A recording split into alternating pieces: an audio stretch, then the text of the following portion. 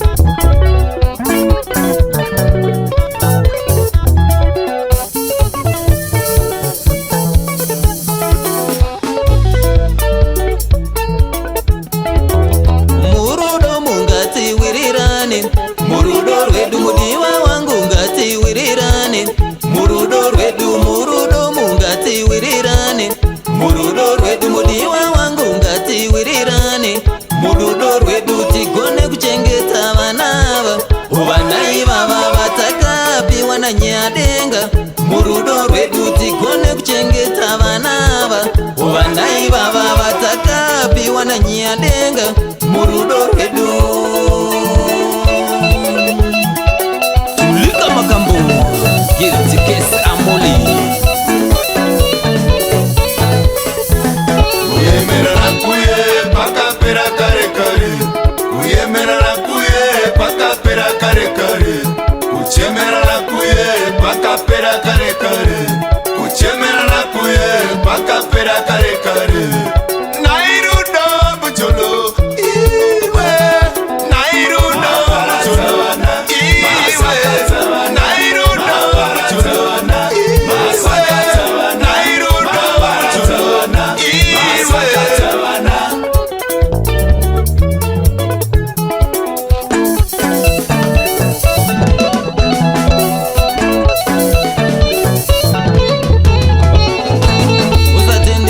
Rudo rwangu usatenderedza rudo, usatenderedza rudo rwangu usatenderedza rudo, kungotenderedza pese pese, kungotenderedza pese pese, kungotenderedza pese pese, kungotenderedza pese pese. Ah, mudiwa wangu kaniwe, mudiwa wangu ah, mudiwa wangu kaniwe, mudiwa wangu murudo zitsure okaniwe, mudiwa wangu murudo zitsure okaniwe, mudiwa wangu